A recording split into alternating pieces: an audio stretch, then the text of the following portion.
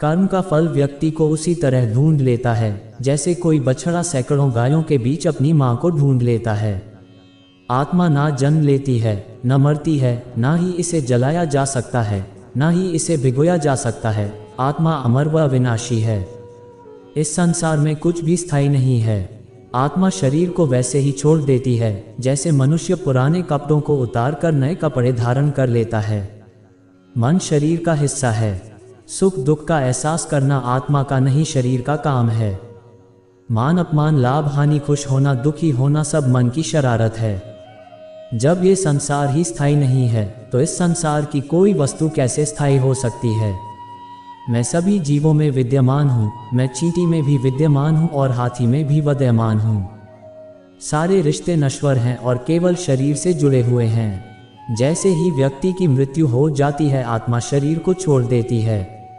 आत्मा का शरीर से जुड़े रिश्तों से कोई नाता नहीं रह जाता है। मेरे भी कई जन्म हो चुके हैं, तुम्हारे भी कई जन्म हो चुके हैं। ना तो मेरा आखिरी जन्म है और ना ये तुम्हारा आखिरी जन्म है। वर्तमान परिस्थिति में जो तुम्हारा कर्तव्य है वही तुम्हारा धर्म है। धर्म व्यक्तिगत होता है। मैं किसी के भाग्य का निर्माण नहीं करता, ना ही किसी के कर्मफल में दखल देता हूँ। व्यक्ति या जीव का कर्म ही उसके भाग्य का निर्माता होता है। क्रोध इंसान का सबसे बड़ा शत्रु होता है। क्रोध आने पर इंसान की सोचने समझने की शक्ति खत्म हो जाती है। उस व्यक्ति के पतन में ज़्यादा समय नहीं लगता। व्यक्ति कर्म करने से कभी छुटकारा नहीं पा सकता है। इसलिए तुम्हें हमेशा कर्म करते रहना चाहिए, क्योंकि कर्म के बिना तुम्हारे शरीर का निर्वाह भी नहीं हो सकता है। परिवर्तन ही संसार में स्थायी है, इसलिए परिवर्तन से नहीं घबराना चाहिए।